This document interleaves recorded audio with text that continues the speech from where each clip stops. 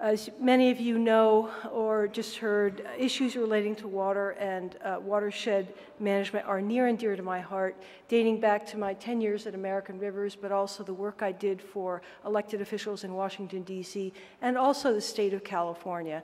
And as John Carson noted, I think what I had a chance to experience in those past jobs really helped me understand that so much of this hard work gets done on the ground, and a firsthand experience of the kind of commitment you all bring to your jobs and what you actually accomplish day to day. Water and watershed management issues figure prominently in my current position at USDA as Deputy Undersecretary for the Natural Resources and Environment Mission Area. This mission area, this is how we organize ourselves at the department, houses the Forest Service, Natural Resources Conservation Service, which I work very closely with, and the new Office of Environmental Markets that I'm going to talk a little bit more about later on.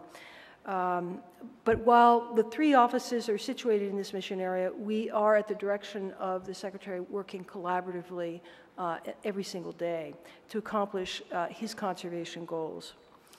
Like several of my colleagues here today, I also serve on a variety of federal interagency task forces and working groups, some of which focus on the restoration of large ecosystems such as the Chesapeake Bay, Mississippi River Basin, Gulf of Mexico, Great Lakes, California Bay Delta, Everglades, and so on.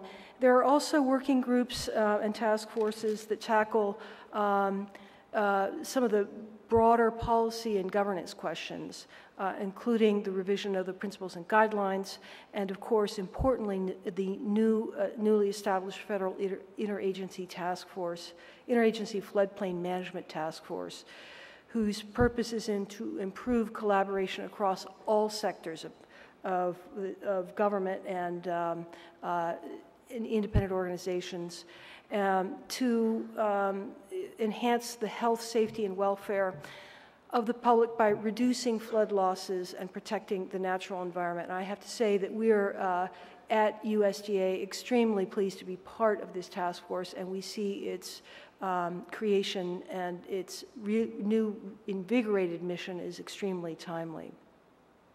Certainly, the Association of State Floodplain Managers and NRE, Natural Resources Environment, share an important goal, working together to enhance floodplain resources, to reduce flood losses, and keeping communities, both human and natural, safe and thriving. This is a goal that, on our part at USDA, we have recommitted given the Secretary's elevation of conservation and protection of water resources as one of his primary goals within the department. Of course, this is appropriate and timely. Water resource management is the issue of our century. With population growth, climate change, and the promise of more intense and variable weather events, managing floodplains is going to be increasingly important activity to protect human life, health, and our natural resources. And this morning, what I want to talk about is the critical importance of having all the key stakeholders at the table as we decide how to meet these current and future challenges to floodplain management, and the importance of integrating federal, state, and local programs. First, I want to speak to how USDA is doing this. To some extent, what we have traditionally brought to the table, but also what we are doing that is new.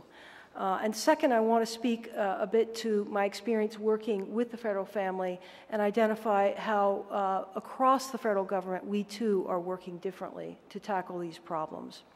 Let me first start with NRCS. As you all know, one of the agency's primary jobs is assisting private landowners, ranchers, farmers, private forest landowners, in their role as suppliers of clean and abundant water.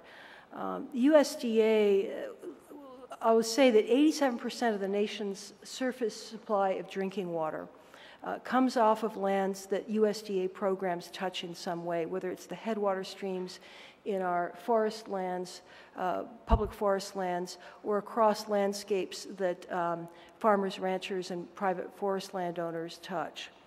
And 65% or more of the land is in the hands of these private landowners. So what we do on the land, how we treat these resources in our watershed certainly matters to our water resources. Now, most of NRCS's 20-plus programs in one form or another promote water management for both quality and quantity. Floodplain management is a focal point of that effort. Larry Larson had mentioned data dollars. Data and dollars is some of the things that the federal government brings, and we certainly bring those resources. We have we have tremendous expertise, but we also bring on-the-ground resources as well. We have more than 11,000 staff, most of whom are located outside of Washington, D.C., and I'm glad that our state conservationist here from Oklahoma is with us today. We work through nearly 3,000 soil and water conservation districts nationwide through their expertise as well to get our programs on the ground. We bring significant financial resources to bear. The agency has almost $4 billion budget, and we bring scientific and technical expertise as well. As our programs, our watershed programs, easement programs, and conservation incentive programs. I want to touch on a couple of those just briefly here. The watershed programs are probably those that you all are most familiar with. We collaborate with districts, states, tribes, local businesses. We install flood control structures. We rehabilitate dams. We establish floodplain easements and restore floodplains. We've got more than 2,100 authorized watershed projects nationwide that we estimate provide more than $320 million of ag flood protection benefits and over $425 million of non-ag flood protection benefits to roads, bridges, homes, and other structures. Our watershed work has been ongoing for more than 5 decades. And it was recently reinvigorated with a shot in the arm from the American Recovery and Reinvestment Act, where we received something on the order of $240 million for floodplain easements and investments, along with rehabilitation projects to mitigate risks of failure and threats to public safety posed by aging flood control infrastructure. As of this month, there are 225 easements totaling $85 million. This is as of May through the ARRA programs. And all told, through our work across the country, NRCS holds more than 1,900 easements on 127,000 acres nationwide.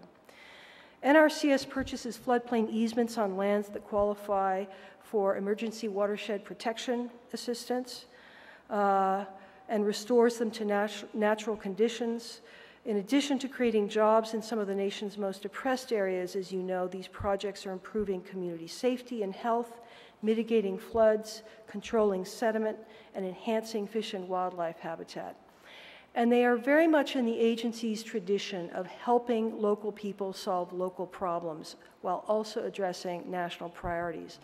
Now, many of the flood control structures we've helped local sponsors install are coming to the end of their design life, much as what Rock Salt said about the large infrastructure projects the Corps is responsible for. So too, we've got an aging infrastructure that we're responsible for.